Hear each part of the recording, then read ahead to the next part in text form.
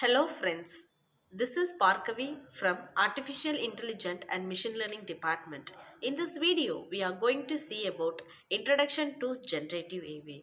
This is a lecture video 2, Evaluation of Generative AI. So, why we study the evaluation of AI? Understanding the origins reveals why generative AI emerged and what problem it solves. Learn the limitations, shows constraints of earlier approaches and their shortcomings. Connect technology, links the technological growth with real engineering needs and solution. So this is why we are going to study the evaluation of AI. The main reason comes under the 3 points. So the turning test, how the integrator answers the machine and the other person. The picture represents the testing point of AI. So, rule based and symbolic AI. So, first we are going to see about the key characteristics. So, hard coded rules. Systems relied on manually programmed logic, trees, and decision paths. Logic based decisions. Expert systems use symbolic reasoning to mimic human decision making. No learning capability. Systems would not improve from experience or adaptive to the new situation. So rule-based system is to collect the data according to the rule, interface the engine and give the solution for the act that is given. So critical limitations, not scalable. Every new scenario required manual rule creation, no adaptability, could not handle unexpected input or evolving the conditions. So next comes phase 2 of machine learning era. The picture is defining what is machine learning and what are the types used in the machine learning. Data driven models. Systems learned patterns from historical data rather than explicit the rule. So it learned the data from the ancient time data. Statistical learning. Applied probability and statistic to make a prediction and classification. Feature engineering required a manual selection and crafting of relevant input features. So, tools were prediction and quality classification.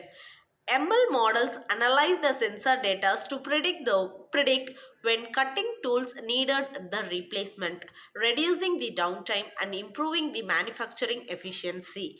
Automated defect detection systems classified the product quality based on the measurements and visual inspection data. Next comes the phase 3, deep learning breakthrough. So the core innovations, multi-layer networks, so comes for the neural networks with dozens or hundreds of layers proceed in a complex pattern. Automatic features. New networks learned the optimal feature representations without a manual engineering, vision and speech. Enabled breakthrough applications in image recognition and natural language. Key enablers, GPU computing, parallel processing hardware, accelerated training by the 100x or more. Big data, massive labeled data sets provided fuel for training the deep networks. So ImageNet and AlexNet was first invented and GANs in 2014.